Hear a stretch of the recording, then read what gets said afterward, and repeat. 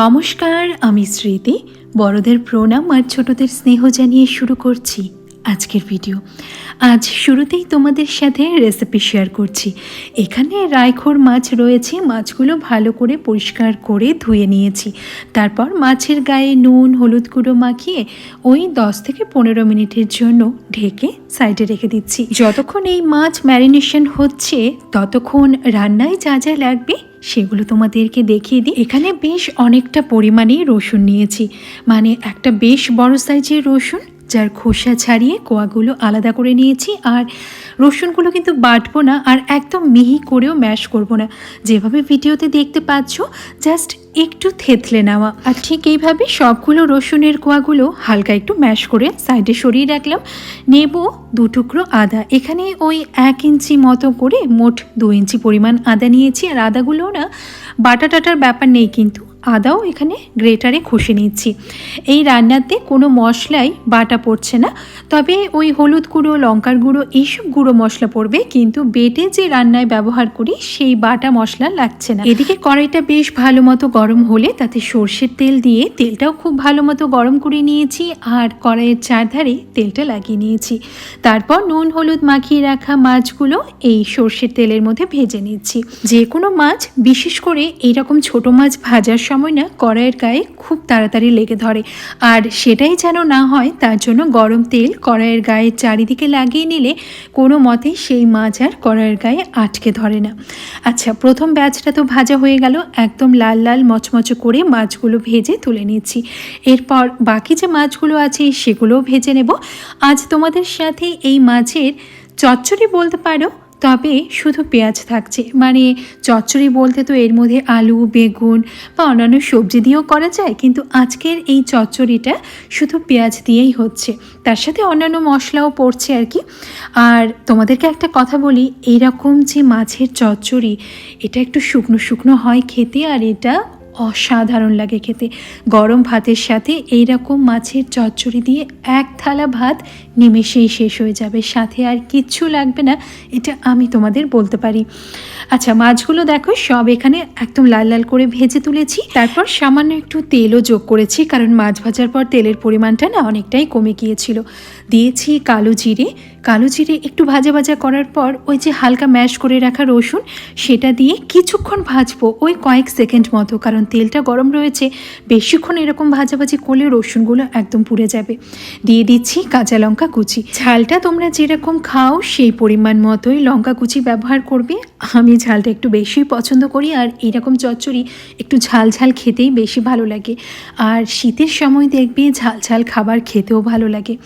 আচ্ছা, তারপর আদা কুচি দিয়ে দিলাম। এক এক করে তেলের মধ্যে পড়ছে এবং ওই 2-3 সেকেন্ড মতো ভাজা ভাজা হচ্ছে, খুব বেশি সময় কিন্তু নয়। আর গ্যাসের ফ্লেম অবশ্যই এই সময়টাই লোতে থাকবে, কারণ তেলটা তো ভীষণ গরম। আর এইসব জিনিসগুলো সেই গরম তেলের মধ্যে, তার উপর যদি গ্যাসের ফ্লেম হাই থাকে তাহলে একদম পুড়ে সব স্বাদ নষ্ট হয়ে যাবে। দিয়ে দিলাম পেঁয়াজ কুচি, বেশ অনেকটা পরিমাণে পেঁয়াজ কুচিয়ে দিয়েছি, কারণ চচ্চড়িটা হচ্ছেই মূলত পেঁয়াজের উপর, কোনো সবজি পড়ছে না, তাই পেঁয়াজের পরিমাণ যথেষ্টই দিতে হবে। বেশ কিছুটা সময় পেঁয়াজকে ভাজা ভাজা করে রঙটা যখন ট্রান্সপারেন্ট হয়েছে তখন এর মধ্যে পরিমাণ মতো নুন হলুদ গুঁড়ো এবং কাশ্মীরি লঙ্কার গুঁড়ো দিয়েছি, এবং বেশ কিছুটা সময় আবারও এই সব গুঁড়ো মশলার সাথে ভাজা ভাজা করছি। দিয়ে দিয়েছি বেশ অনেকটা পরিমাণে টমেটো সস। এখানে সসের পরিবর্তে তোমরা চাইলে টমেটো কেটেও ব্যবহার করতে পারো, তবে সসের মধ্যে টমেটো ছাড়াও আরও বেশ কিছু মশলা যেহেতু মিশ্রণ থাকে, সেই জন্য সসটা ব্যবহার করলে রান্নার স্বাদটা অনেকটাই বেড়ে যায়। তবে দুটোই অপশান রয়েছে, তোমরা টমেটোও ব্যবহার করতে পারো। সামান্য একটু গরম জল ব্যবহার করলাম, কারণ পেঁয়াজ কাঁচা লঙ্কা কুচি রসুন আদা কুচি তার সাথে যে টমেটোর সস, এই সব কিছুর মিশ্রণের কাজটা কিন্তু এই গরম জলটাই করবে। সামান্য একটু গরম জল দিয়ে জিনিসগুলো খুব ভালো করে মিশিয়ে কিছুটা সময় নাড়াচাড়া করে লো ফ্লেমে ওই 5 থেকে 6 মিনিটের জন্য ঢেকে রাখবো।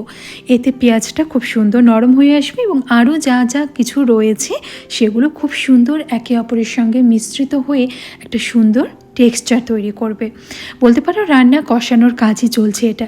দেখো পেঁয়াজটা এই সময় খুব সুন্দর নরম হয়ে গেছে। পাশেই আমি গরম জলও বসিয়ে রেখেছি, সেখান থেকে অল্প একটু গরম জল দিয়ে দিলাম। আচ্ছা, এটা কিন্তু ঝোল তৈরি হচ্ছে না, তাই অনেকটা পরিমাণে গরম জল আমি দিইনি।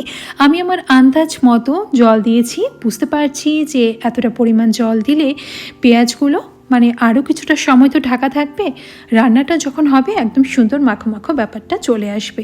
তো তোমরাও সেই পরিমাণ মতোই গরম জলটা দেবে। আমি ধরো 1 কাপ মতো গরম জল দিয়েছি। লো ফ্লেমে 7 থেকে 8 মিনিট মতো জল দেওয়ার পর ঢেকে রেখেছিলাম। আর দেখে বুঝতেই পারছো যে একদম শুকনো শুকনো তৈরি হয়েছে, তবে একদম ঝরঝরে নয় কিন্তু। এবার ভেজে রাখা মাছগুলো দিয়ে ভালো করে এই মশলাটার সাথে মিশিয়ে নিচ্ছি। এখানে পেঁয়াজগুলো একদম কচকচে ভাব কিন্তু নেই, খুব সুন্দর নরম হয়ে সফট হয়ে গেছে, মুখে দিলেই মিলিয়ে যাবে। পেঁয়াজের সাথে যে গ্রেটারে আদা এবং রসুন ম্যাশ করে দিয়েছিলাম সেগুলো কিন্তু খুব সুন্দর নরম হয়ে গেছে, মানে মুখে পড়লে কচকচে বা কাঁচা ভাবটা কিন্তু একদম লাগবে না। রান্নাটা খুব চটপট হয়ে যায় এবং দেখলেই তো বাটাবাটির ঝামেলা একদম নেই, আর খেতে অসাধারণ হয়। মাছগুলো দিয়ে কিছুক্ষণের জন্য ঢেকে রেখেছিলাম। একদম মাখো মাখো ছোট মাছের চচ্চড়ি তৈরি। চাইলে শেষে একটু ধনেপাতাও ছড়িয়ে দিতে পারো।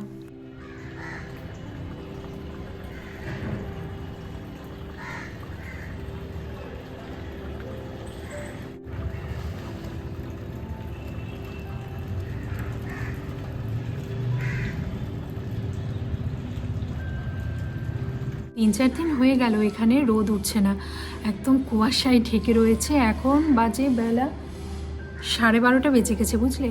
কিন্তু বাইরেটা দেখে মনে হচ্ছে যে ওই সকালবেলা 7:30 8টা বাজলে যেরকম হয় না, ঠিক সেরকমই অবস্থা রয়েছে, কুয়াশায় ঢেকে রয়েছে। একটু আগে ব্যাক ক্যামেরায় তোমাদেরকে যে দেখালাম, তো সেখানে কি হয় বলো তো, ক্যামেরাতে না একটু অন্ধকার থাকলেও একটা আলো আলো ভাব দেখা যায়, কিন্তু যতটা আলো তোমরা দেখলে ততটা আলো কিন্তু নেই।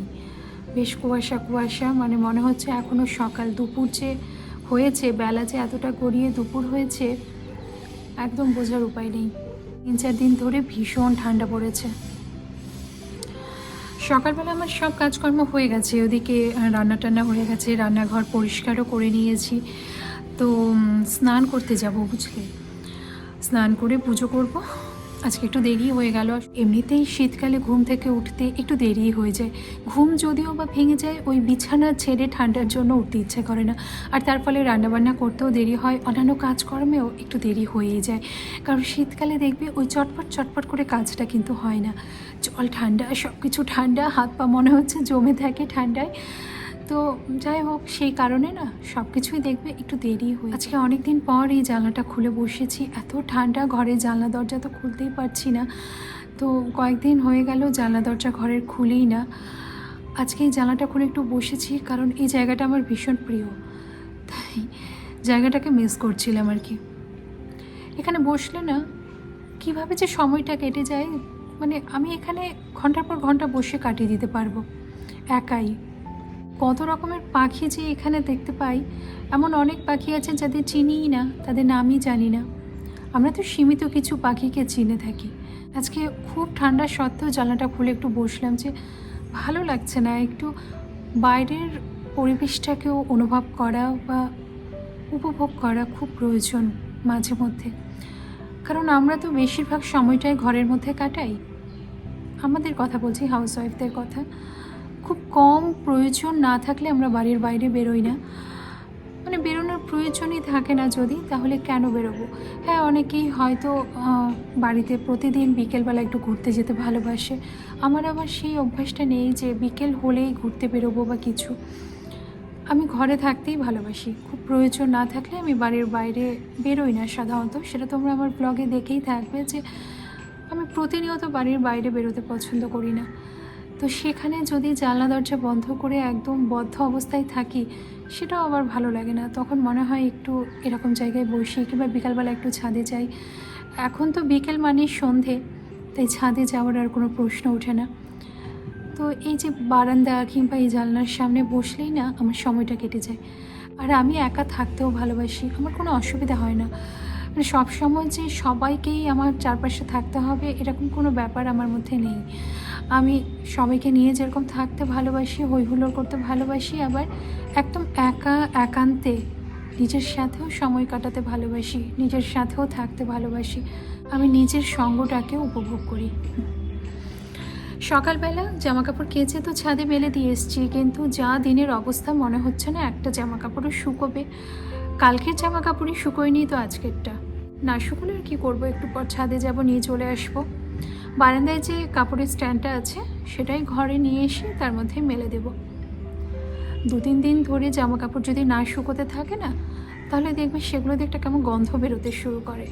ভেজা জামা কাপড়ে যেরকম একটা গন্ধ হয়, তো শীতকালে সেই জিনিসটা না আমার একদম পছন্দ হয় না। একে তো রোদ ওঠে না, তারপর সেই রকম জামা কাপড়ের ভ্যাপসা একটা গন্ধ। তো তোমাদেরকে বলি, জামা কাপড় কাচার সময় এই শীতের জন্য একটা কমফোর্ট কিনে নিতে পারো, আর জামা কাপড় কাচার পর কমফোর্টে একবার ভিজিয়ে নেবে। তাহলে ওই 2-3 দিন যদি জামা কাপড় ভেজা থাকেও, তাহলে দেখবে যে একটা ভেজা জামা কাপড়ের যে গন্ধটা না, সেটা থাকে না। এখন সবাই জানো, আমার এগুলো বলার প্রয়োজন পড়ে না, কারণ সবাই এখন ভীষণ সচেতন এবং সবাই এগুলো ব্যবহার করো, তা জানি। তবুও আমি বললাম, সোনিয়া, ডার্ক সার্কেলের জন্য যে হোম রেমেডিগুলো আমি শেয়ার করেছি তার মধ্যে কোনটা তুমি ব্যবহার করছো এবং ফলাফল কী হলো কমেন্টে জানিও। বেশ অনেক দিনই হয়ে গেল, প্রতিদিন যদি তুমি ব্যবহার করে থাকো তাহলে আমি আশা করব তুমি অনেকটাই ফলাফল পাবে, মানে ভালো ফলাফল। তো তোমার কাছে কি রেজাল্ট এলো সেটা যদি তুমি কমেন্টের মাধ্যমে আমাদেরকে জানাও, তাহলে আরও যারা রয়েছে তারা হয়তো তোমার কমেন্টের মাধ্যমে উপকৃত হবে। বন্ধুরা, তোমরা অনেকেই আমার কাছে হেয়ার কেয়ারের ভিডিও চেয়েছো যে আমি কিভাবে আমার চুলের যত্ন করি। খুব শীঘ্রই তোমাদের সাথে সেই ভিডিও শেয়ার করব। ঠান্ডাটা একটু কমুক, ভীষণ ঠান্ডা তো, এসব করতে গেলে না আবার ঠান্ডা লেগে যাবে, আর আমার ঠান্ডার একটু ধাঁচ আছে। আগে এই সমস্যাগুলো ছিল না জানো তো, কিন্তু এই কয়েক বছর ধরে দেখছি একটুতেই গলা খসখস শুরু হচ্ছে কিংবা ঠান্ডা লেগে যাচ্ছে। আসলে সময়টাও যাচ্ছে তো, একই রকমভাবে নিজেদেরকে ভাবলে তো চলবে না। আস্তে আস্তে আমাদের শরীরের যে ইমিউনিটি সিস্টেম সেটাও একটু একটু দুর্বল হচ্ছে। শরীরের ভেতরের যে শক্তিটা সেটা আস্তে আস্তে ক্ষয় হচ্ছে। এবার বাইরে থেকে শক্তি নেওয়া আমাদের প্রয়োজন, মানে ঠান্ডার হাত থেকে বাঁচার জন্য যা যা খাওয়া প্রয়োজন বা ঠান্ডার হাত থেকে বাঁচার জন্য যা যা করণীয় সেগুলো এবার বাইরে থেকে নেওয়ার প্রয়োজন পড়েছে। তো ঠান্ডাটা একটু কমুক, তারপর তোমাদের সাথে অবশ্যই হেয়ার কেয়ারের ভিডিও শেয়ার করব। আর দুতি, তোমার কথাও মনে আছে, তুমি চেয়েছিলে আমার কাছে জানতে যে ট্যান রিমুভের জন্য কোনো হোম রেমেডি যাতে আমি শেয়ার করি। আর সেটাও একটু ঠান্ডাটা কমুক তারপর শেয়ার করব তোমাদের সাথে, কারণ এত ঠান্ডায় বুঝতেই পারছো সেগুলো ইউজ করা এবং তোমাদেরকে দেখানো অনেকটাই সময় সাপেক্ষ ব্যাপার। তো একটু ঠান্ডাটা কমুক, তারপর সব কিছু তোমাদের সাথে শেয়ার করব। আর আমার মাথায় আছে, আমার মনে আছে, তোমরা যেগুলো বলেছো সেগুলো আমি কখনো ভুলে যাই না। আমি চেষ্টা করি সেগুলো তোমাদের সাথে শেয়ার করার, যেটা আমি জানি, অন্তত আমি যদি জানি সেটা তোমাদের সাথে শেয়ার করার চেষ্টা করি। তোমাদের সাথে গল্প করতে এত ভালো লাগে, মনে হয় যে খুব কাছের মানুষগুলো ক্যামেরার ওপারে বসে আমাকে দেখছে।